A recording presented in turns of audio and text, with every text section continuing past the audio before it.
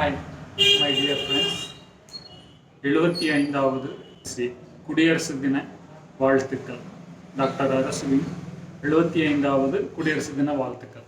So குடியரசு தினம் அப்படின்னா நமக்கு என்னன்னு எல்லாருக்குமே தெரியும். நம்ம நாடு குடியுரிமை, அதாவது சுதந்திரம் அடைந்து அதுக்கப்புறம் குடியுரிமை பெற்ற தினம் இது. அதாவது மன்னராட்சியிலிருந்து மக்களுக்காக தேர்ந்தெடுக்கப்பட்ட ஒரு பிரதிநிதியை அடைந்த தினம் இன்று. சரிங்களா? அந்த பிரதிநிதி அப்படின்றவங்க மேலேருந்து ஸ்டேட் கவர்மெண்ட்லேருந்து சென்ட்ரல் கவர்மெண்ட் வரைக்கும் ஒரு சிஸ்டமேட்டிக் அப்ரோச், ஒரு கட்டமைக்கப்பட்ட ஒரு அரசியல் அமைப்பினை உருவாக்கிய தினம் இன்று. 75வது குடியரசு தினம் இன்று. ஓகேவா? ஸோ இது நம்ம எல்லாருக்குமே தெரியும். ஸோ இன்றைக்கி நான் என்ன ஒரு நியூஸ் உங்களுக்கு ஷேர் பண்ண போகிறேன் அப்படின்னு பார்த்தீங்கன்னா, நம்ம குடியுரிமை அடைந்து விட்டோம். இந்த குடியுரிமை அப்படின்றது நம்மளோட வீடுன்னு பார்த்தோம் அப்படின்னா ஒரு தகப்பன், அடுத்தது தாய், அதுக்கடுத்தது பார்த்தோம்னா அவங்களோட மகன்கள், மருமகன்கள், பெரியப்பா பெரியம்மா, அந்த மாதிரி எல்லா உறவுகளும் கலந்தது தான் நம்மளோட குடும்பம் அப்படின்ற ஒரு கட்டமைப்பு. ஸோ இந்த குடும்ப கட்டமைப்பில் எல்லாருக்குமே ஒரு மைண்ட் ஸ்டேட் என்ன இருக்கும் அப்படின்னா, நம்ம ஒரு தகப்பனா குடியுரிமை அடைந்து விட்டேனா, தாயாக குடியுரிமை அடைந்து விட்டேனா, மகனாக குடியுரிமை அடைந்து விட்டேனா, மகளாக குடியுரிமை அடைந்து விட்டேனா, மருமகனாக அதுக்கப்புறம் பார்த்தோம் அப்படின்னா தாத்தா பாட்டியாக நான் குடியுரிமை அடைந்து விட்டேனா அப்படின்னு எல்லாருக்குமே வாழ்க்கை தொடங்குறதுலேருந்து அப் டு இறப்பு வரைக்குமே நமக்கு அந்த சந்தேகத்திலேயே நம்ம வாழ்ந்துட்டுருக்கோம். குடியுரிமை அப்படின்றது உங்களுக்கு கன்ஃபியூஷனாக இருக்கும். அது இன்னும் கொஞ்சம் தெளிவாக பேசணும் அப்படின்னு நினைக்கிறேன். அதாவது தந்தையாக என் கடமையை நான் சரிவர என் குடும்பத்திற்கு நான் செய்தேனா, நல்லா சம்பாரிச்சனா, பசங்களை நல்லா படிக்க வச்சுனா, நல்லா இந்த வீட்டை பார்த்துக்கிட்டேனா அப்படின்றது டே டு டே ஆக்டிவிட்டீஸில் அவங்களுக்கு ஒரு இன்ட்ராக்ஷன் இருந்துகிட்டே இருக்கும். மனப்போராட்டம், மனக்குமுறல் இருந்துகிட்டே இருக்கும். தாயாக அதே மாதிரி என்னோட கடமையை நான் சரிவர செய்து விட்டேனா, அதுக்கடுத்தது மகனாக நான் என் குடும்பத்தின் பேரை காப்பாற்றினேனா, குடும்பத்திற்கு நல்ல பேர் எடுத்து கொடுத்தேனா, நன்றாக படித்தேனா, இந்த சமூகத்தில் என் குடும்பத்தின் பெயரை நிலைநாட்டினேனா, என் தந்தையின் பெயரை நிலைநாட்டினேனா, டாக்டராகவும் அதே மாதிரி தான், மகளாகவும் அதே மாதிரி தான். ஸோ பாட்டி தாத்தா ஆகும்போது பார்த்தோம் அப்படின்னா, நான் தாத்தாவாகி கரெக்டாக என் மகனையும் என் பேர குழந்தைகளையும் வளர்த்தனா, இந்த குடும்பத்துக்கு என்ன சம்பாரித்து வச்சேன், என்ன நான் இழந்தேன், என்ன சம்பாரித்தேன் அப்படின்ற போராட்டத்திலேயே நம்ம வாழ்க்கையை பிகினிங்லேருந்து எண்டு வரைக்குமே லாஸ் பண்ணிடும். ஸோ இந்த நிலை நம்மளோட குடியுரிமை நிலை அப்படின்னு நான் எடுத்துக்கிட்டேன். ஸோ இந்த வாழ்வியல் சூழ்நிலையில் நம்ம எங்கே நோய்வாய்ப்படுறோம் அப்படின்றதுக்காக தான் இந்த ஸ்டேட்மெண்ட்டை நான் எடுத்துக்கிட்டேன். ஸோ இது வரைக்கும் நம்ம பேசினதில் உங்களுக்கு ஏதாவது டவுட் இருந்துச்சு அப்படின்னா தாராளமாக நீங்கள் கமெண்ட் பாக்ஸில் கமெண்ட் பண்ணலாம். ஸோ ஒரு மருத்துவராக உங்களுக்கு இந்த சமூகத்துக்கு அனலைஸ் பண்ணணுன்றது என்னோட கடமை, நீண்ட நாள் எண்ணமும் கூட. ஸோ சமூக கட்டமைப்பு அப்படின்றது எங்கிருந்து தொடங்குது அப்படின்னு பார்த்தா நம்மளோட குடும்ப கட்டமைப்புலேருந்து தான் தொடங்குது.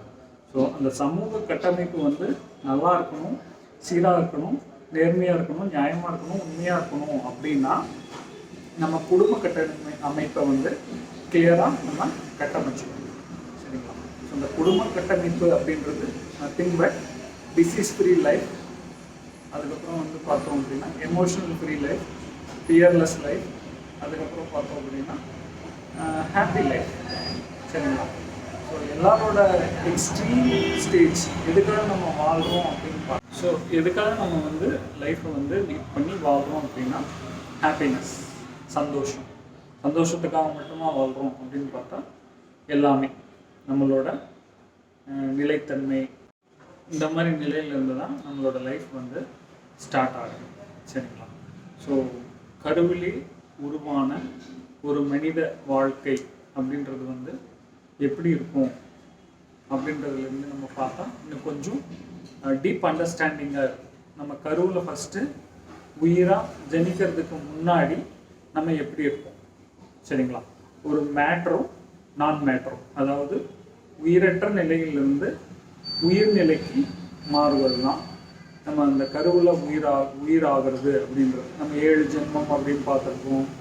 அந்த 7 ஜென்மத்தில் நம்மளோட கர்மா அப்படின்னு சொல்லிட்டு பார்த்துருப்போம்.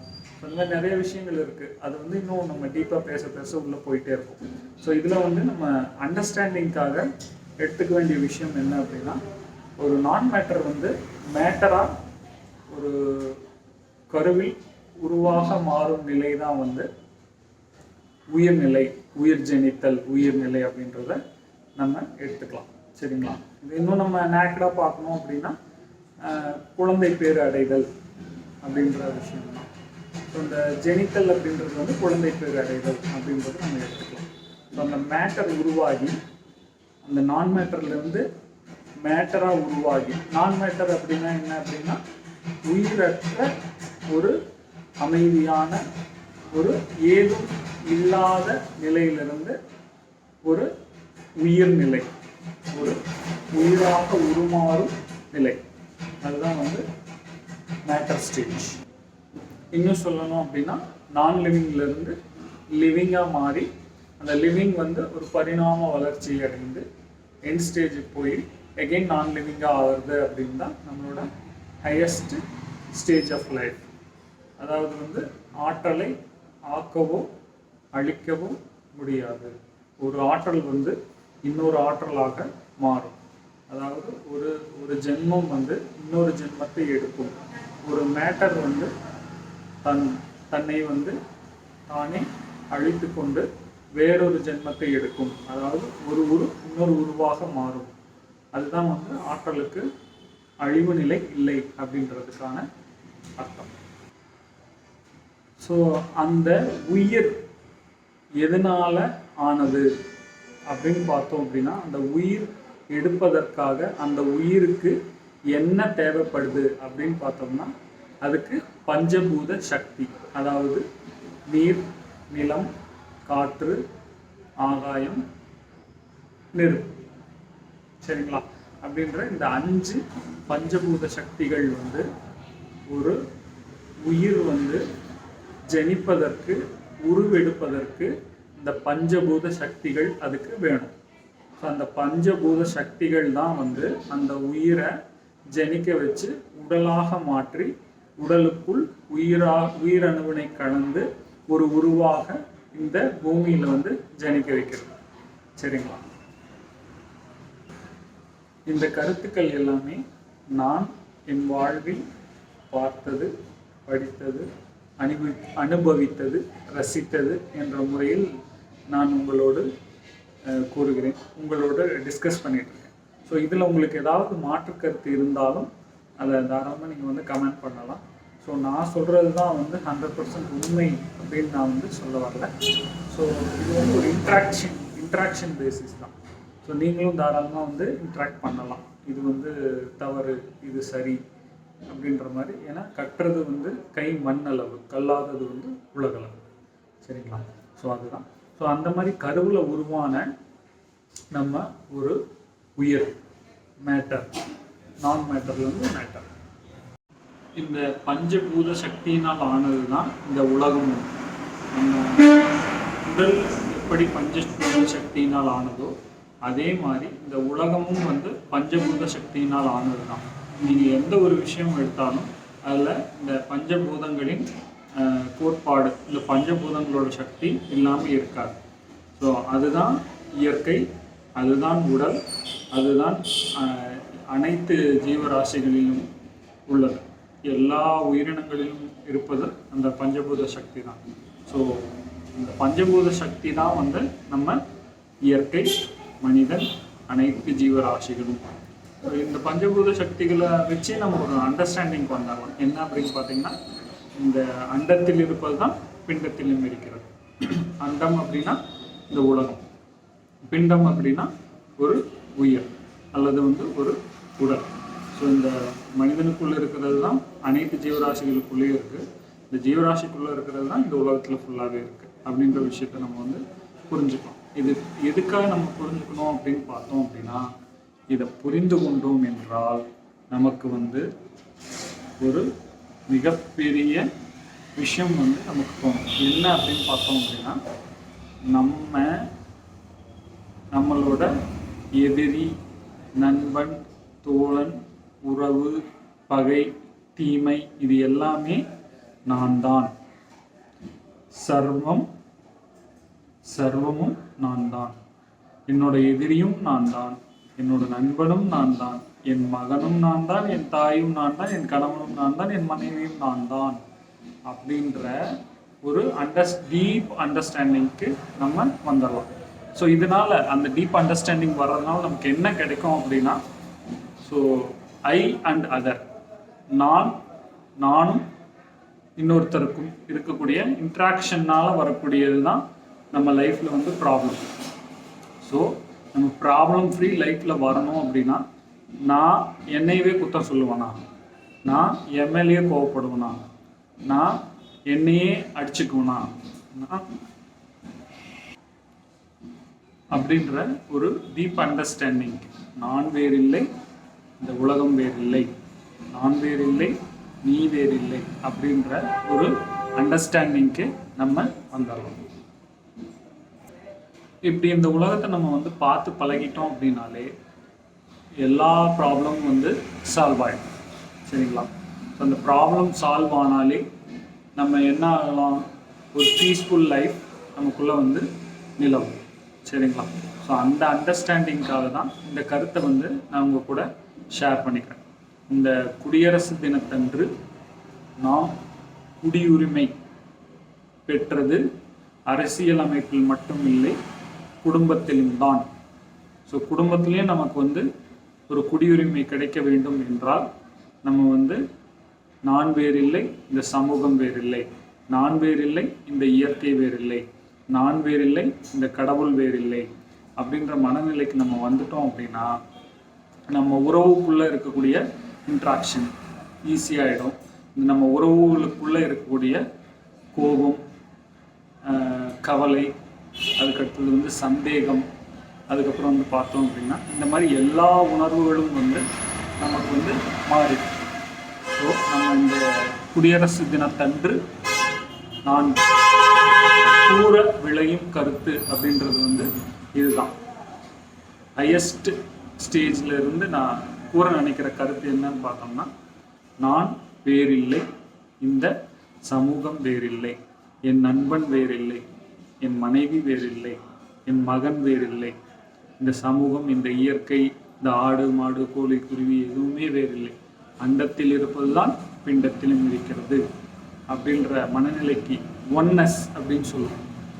ஒருமைப்பாடு, ஒன்னஸ், எல்லாம் ஒன்றே அப்படின்ற நிலைக்கு நம்ம வந்துட்டோம் அப்படின்னா நம்ம சண்டை சச்சரவு இல்லாத, சந்தேகம் இல்லாத, எதிர்ப்பு நிலை இல்லாமல், எதிரிகளே இல்லாமல் நட்பாகவும் ஆனந்தமாகவும் சந்தோஷமாகவும் நம் வாழ்க்கையை வாழலாம் அப்படின்ற நிலையை உங்களுக்குள்ள புரிய வைக்கிறதுக்காக தான் நான் இந்த பதிவை போடுறேன்.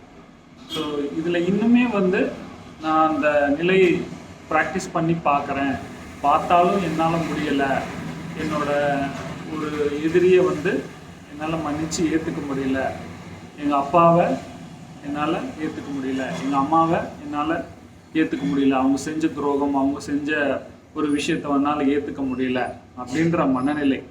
எப்படி பார்த்தோம்னா, இப்போ கரண்ட் இல்லாதப்போ நமக்கு ஜென்ரேட்டர் தேவைப்படும். ஸோ அந்த மாதிரி என்னால் அந்த உறவுகளுக்குள்ளே வந்து ஒரு மியூச்சுவல் அண்டர்ஸ்டாண்டிங்கை கொண்டு வர முடியல அப்படின்னு நீங்கள் நினச்சிங்க அப்படின்னா அதற்கு ஹோமியோபதி மருந்துகள் உங்களுக்கு துணையாக இருக்கும். எப்படின்னு பார்த்தோம் அப்படின்னா, ஹோமியோபதி மருந்து ஒரு உறவுகளையும் மருந்துகளாக நம்ம வந்து அண்டர்ஸ்டாண்ட் பண்ணி அந்த மனநிலை, உயிர்நிலையை புரிஞ்சுக்கிட்டு மாற்றி வச்சிருக்கோம். எக்ஸாம்பிளுக்கு எடுத்து பார்த்தோம் அப்படின்னா, கார்பானிக்கம் அப்படின்றது வந்து ஃபாதரை குறிக்கும். அதாவது அப்பா அப்படின்னா கார்பானிக்கம். சரிங்களா?